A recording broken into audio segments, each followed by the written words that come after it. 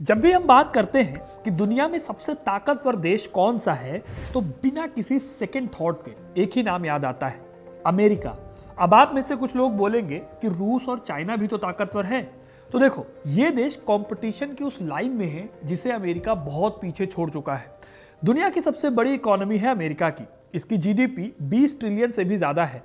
फिर दुनिया की सबसे बड़ी आर्मी है अमेरिका के पास। दुनिया की सबसे बड़ी बड़ी कंपनियां अमेरिका की हैं, फिर चाहे वो एप्पल हो या फिर माइक्रोसॉफ्ट। इन सभी चीजों की लिस्ट इतनी लंबी है कि आपको यकीन हो जाएगा कि अमेरिका ही इस दुनिया का सबसे पावरफुल देश है। और ये हुआ है बस 100 से 150 सालों में। तो आखिर ऐसा क्या हुआ? कैसे वो देश जिसे यूरोप के बड़े और ताकतवर देशों ने खोजा और आगे बढ़ाया, वही अमेरिका इन सभी देशों को पीछे छोड़कर दुनिया का सबसे ताकतवर देश बन गया। आखिर अमेरिका ने ऐसा क्या किया कि एक टाइम पर दुनिया का सबसे पावरफुल देश चाइना भी उससे मीलों पीछे दिखाई देता है। आज हम यूएसए के इतिहास से लेकर जानेंगे कि आखिर कैसे अमेरिका इतनी बड़ी सुपर पावर बन गया। तो वीडियो को अंत तक जरूर देखिएगा, क्योंकि अपना इतिहास नहीं जानोगे तो खुद को कैसे पहचानोगे।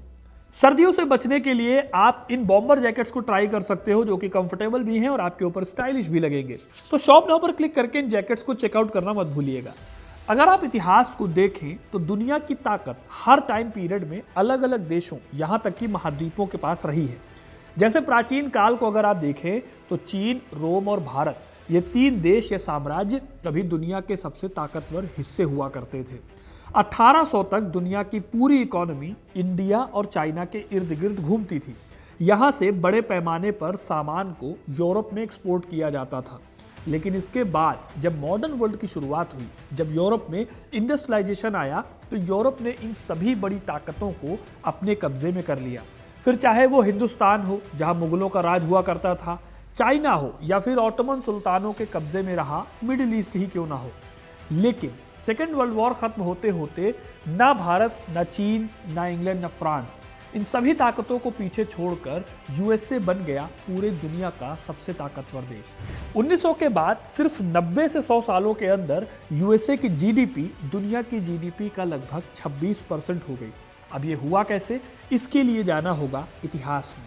कहानी को शुरू से शुरू करें तो साल 1492 की बात है। इटली के एक यात्री जो इंडिया को ढूंढने निकले थे, वो नॉर्थ अमेरिका के कुछ आइलैंड्स के पास पहुंचते हैं। इसके बाद से ही यूरोप को मिलता है अमेरिका का पता। इससे पहले तक एलियन और अमेरिका में कोई बहुत बड़ा अंतर नहीं था, क्योंकि दुनिया को अमेरिका के बारे में भी कुछ नहीं पता था। फिर खोज के बाद शुरुआत होती है अमेरिका को अपनी कॉलोनी बनाने की। जो यात्री यहाँ आए उनका नाम था क्रिस्टोफर कोलंबस। क्योंकि वो इंडियंस को ढूंढ रहे थे, इसलिए जब वो यहाँ पहुंचे तो उन्हें लगा कि उन्होंने इंडिया को ढूंढ लिया है। यही वजह है कि अमेरिका में रहने वाले लोगों को इन्होंने रेड इंडियंस कहकर बुलाया। रेड इंडियंस यहाँ की लोकल आबादी थी। इन्हें नेटिव अमेरिकन भी कहा जाता है। ये नेटिव अमेरिकन्स कोई एक ट्राइब नहीं थे, बल्कि इसमें कई अलग अलग ट्राइब्स हुआ करती थी। कोलंबस के आने के बाद दुनिया के कई देशों के लोग यहाँ पर आने शुरू हुए और अमेरिका के हिस्सों पर कब्जा जमाना शुरू कर दिया। साल 1600 में ब्रिटेन ने मॉडर्न यूएसए में अपनी पहली कॉलोनी बनाई। पीछे पीछे फ्रांस भी अमेरिका पर कब्जा करने आया। इंटरेस्टिंगली, स्पेन को अमेरिका के नॉर्थ से ज्यादा साउथ अमेरिका में दिलचस्पी थी, इसलिए उसने साउथ अमेरिका के हिस्सों पर कब्जा किया। कुल मिलाकर पूरे नॉर्थ और साउथ अमेरिकन कॉन्टिनेंट को 3 बेहद छोटे देशों ने कब्जे में ले लिया। ये वो टाइम था जब नेटिव अमेरिकन्स बहुत अमीर या पावरफुल नहीं थे। फिर इन देशों के आने से कुछ ही सालों में ये आबादी ना के बराबर रह गई। वजह थी कि यूरोपियंस के साथ उनकी बीमारियां जैसे कि मलेरिया, चिकन पॉक्स भी आई, जिससे नेटिव अमेरिकन्स लड़ नहीं सके। इस तरह अमेरिका की अपनी मूल आबादी खात्मे की कगार पर आ गई और पूरा अमेरिका यूरोपियन से भर गया। इस तरह 1600 से लेकर करीब 150 सालों तक अमेरिका के लोग गुलामी की जंजीरों में जकड़े हुए थे।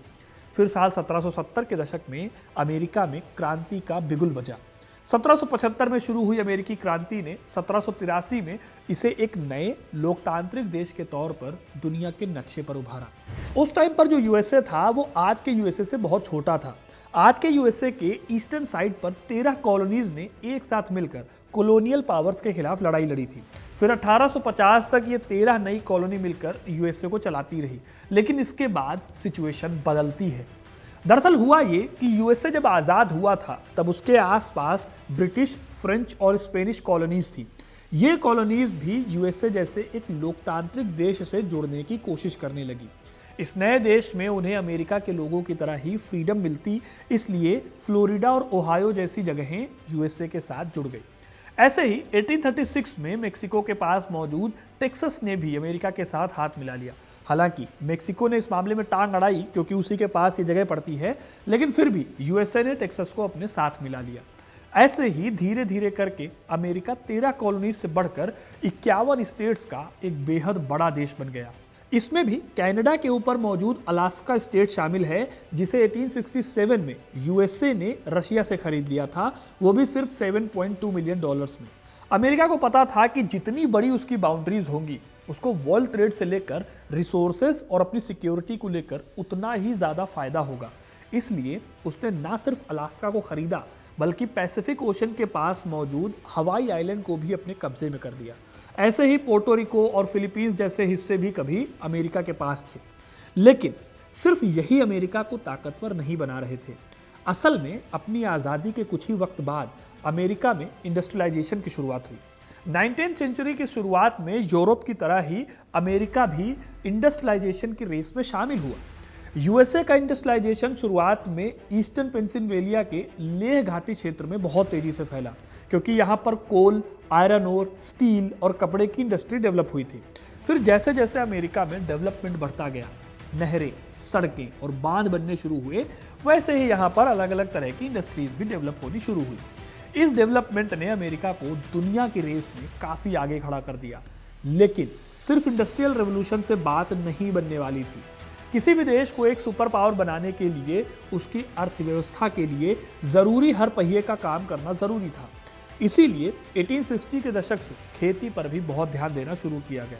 इसके जरिए हल की जगह नए एग्रीकल्चरल टूल्स डेवलप किए गए और इसके साथ ही खेती की ज़मीन के छोटे छोटे टुकड़ों की बजाय बड़े एग्रीकल्चरल लैंड फार्म्स बनाए गए। इसने अमेरिका में खेती को और भी ज़्यादा तरक्की दी।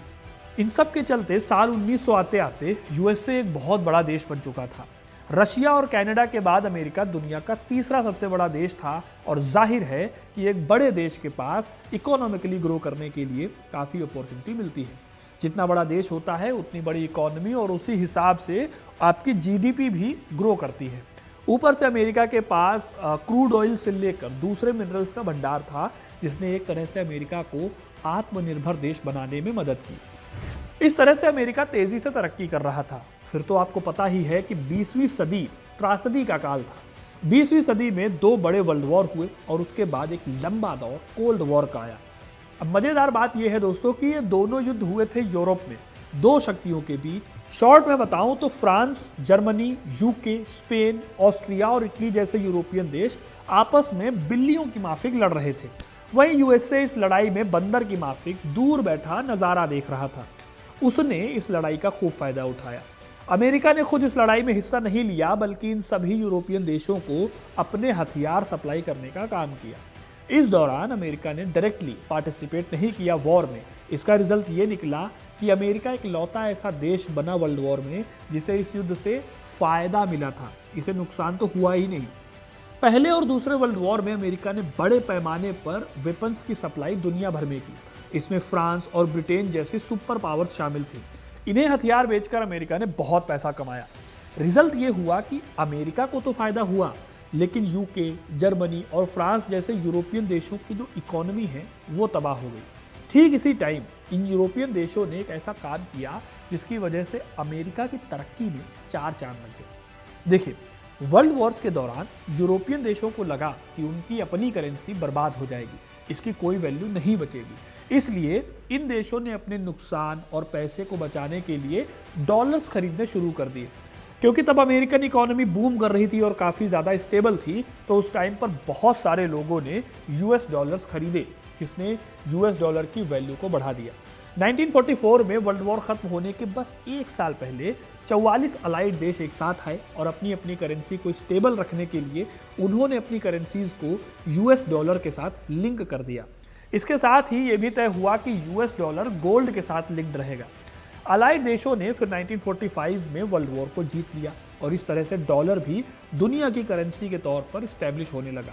जब सेकेंड वर्ल्ड वॉर खत्म हुआ तब वर्ल्ड ऑर्डर को बनाए रखने के लिए दोबारा वर्ल्ड वॉर जैसी सिचुएशन ना आए, उससे बचने के लिए यूनाइटेड नेशंस और इंटरनेशनल मॉनेटरी फंड यानी IMF जैसे इंस्टीट्यूट बने। अपनी धाक की वजह से अमेरिका इन संस्थाओं में एक ताकतवर मेंबर के रूप में उभरा। अमेरिका ने ट्रेड पर अपनी पकड़ बनाने के लिए फ्री ट्रेड की थ्योरी का सहारा लिया। 1947 में GTT यानी general agreement on tariff and trade की स्थापना हुई। इसमें दुनिया के कई देशों ने अपने ट्रेड के बैरियर्स को घटा दिया, यानी कि इन देशों ने इंटरनेशनल ट्रेड और ग्लोबलाइजेशन को बढ़ावा देने का वादा किया। यही चीज बाद में जाकर WTO यानी वर्ल्ड ट्रेड ऑर्गेनाइजेशन के रूप में सामने आई। अब फ्री ट्रेड में अमेरिका को काफ़ी फायदा मिला क्योंकि वो काफ़ी अच्छी क्वालिटी के प्रोडक्ट बनाता था, इसलिए वो जल्दी ही कई बड़ी देशों की इकोनॉमी का मेन प्लेयर बन गया। अब सेकेंड वर्ल्ड वॉर के बाद अमेरिका को एक और बढ़त मिली जिसने उसे बड़ी ताकत बनने में खूब मदद की। दरअसल सेकेंड वर्ल्ड वॉर के बाद कोल्ड वॉर की शुरुआत हुई। पूरी दुनिया दो हिस्सों में बट गई, एक सोवियत, दूसरा अमेरिका। कोल्ड वॉर में दोनों देशों के आमने सामने लड़ने की बजाय विचारधारा की लड़ाई चलती रही। अमेरिका पूंजीवाद का साथ दे रहा था तो वहीं सोवियत कम्युनिस्ट विचारधारा को आगे बढ़ा रहा था। 1990 तक यह कोल्ड वॉर चलता है। इस दौरान इन दोनों देशों ने प्रॉक्सी वॉर लड़नी शुरू की, यानी कि एक दूसरे के खिलाफ दूसरे देशों में जाकर लड़ाई लड़ना। जहां अमेरिका को लगता था कि सोवियत अपनी कम्युनिस्ट आइडियोलॉजी को बढ़ा रहा है, उस देश में अमेरिका वहां की सरकार गिराने में लग जाता था। वहीं जहां सोवियत को लगता था कि अमेरिका अपना इंपैक्ट बढ़ा रहा है, तो सोवियत उस देश की पॉलिटिक्स में घुस जाता था। इसके लिए कई बार टेररिस्ट ऑर्गेनाइजेशंस को भी फंडिंग दी जाती थी। इसके कई एग्जाम्पल्स हैं। एक तो हमारे पड़ोसी देश अफगानिस्तान में पैदा हुए तालिबान को ही आप देख सकते हैं, जहां पर सोवियत संघ को रोकने के लिए अमेरिका ने तालिबान को फंडिंग दी थी। ऐसे ही वियतनाम वॉर से लेकर Brazil, Chile, Argentina, Iran, Congo, Dominican Republic और कई दूसरे देशों में अमेरिकन और सोवियत संघ ने अपनी टांग अड़ाने की कोशिश जारी रखी। खैर 1990 में जब सोवियत का बंटवारा हुआ तो कई देश सोवियत के चंगुल से आज़ाद भी हुए। इस दौरान सोवियत कमज़ोर था, जिसका मतलब था कि ये सभी देश भी अमेरिका पर डिपेंडेंट होने लगे। यही वजह है कि अमेरिका आज दुनिया के कई हिस्सों में अपने मिलिट्री बेस बनाकर बैठा हुआ है और ये मिलिट्री बेस 800 से भी ज़्यादा है। ये सब कुछ उसे कोल्ड वॉर के दौरान मिला। 1990 के बाद सोवियत यूनियन कई टुकड़ों में बिखरा और इससे दुनिया में सिर्फ एक ही सुपर पावर देश रह गया, जो कि था अमेरिका। अब ये सारे रीजन्स तो जियो पॉलिटिकल थे, इसके अलावा कुछ इंटरनल रीजन्स भी थे जिसकी वजह से अमेरिका इतना बड़ा सुपर पावर देश बन पाया। इन इंटरनल रीजन्स में जाएं तो एक बड़ा रीज़न ये है कि अमेरिका की पॉलिसीज़ ने टैलेंट को अट्रैक्ट करने की बहुत अच्छी क्वालिटी थी। अच्छे इमिग्रेंट्स को वो अपने देश में रखती थी। आप बहुत सारे एग्जाम्पल्स इसको देख सकते हैं जहां पर अमेरिका ने बहुत अच्छे अच्छे टैलेंट्स को अपने देश में जगह दी। कल्पना चावला, सुनीता विलियम्स, सत्या नडेला जैसे कितने इंडियंस हैं जो अमेरिका में जाकर सक्सेसफुल बने। अल्बर्ट आइंस्टाइन एक जर्मन थे जो कि अमेरिका में जाकर पॉपुलर हुए। एलन मस्क एक साउथ अफ्रीकन थे जो कि अमेरिका में आए और इतने सक्सेसफुल बने कि आज के टाइम पर अमेरिका की टेक इंडस्ट्री के साथ साथ वो अमेरिकन पॉलिटिक्स से भी जुड़े हुए हैं। तो दोस्तों, ये है कहानी अमेरिका के एक बहुत ताकतवर देश बनने की, जिसमें कई सौ सालों की मेहनत लगी है और बहुत सारा काम हुआ है अच्छे लेवल पर। अब आपको यह कहानी कैसी लगी कमेंट करके ज़रूर बताइएगा। वीडियो को लाइक और शेयर करना ना भूलिए और ऐसी इंटरेस्टिंग कहानियों के लिए, इतिहास से जुड़े रहने के लिए हिस्ट्री कनेक्ट को सब्सक्राइब जरूर करें। धन्यवाद।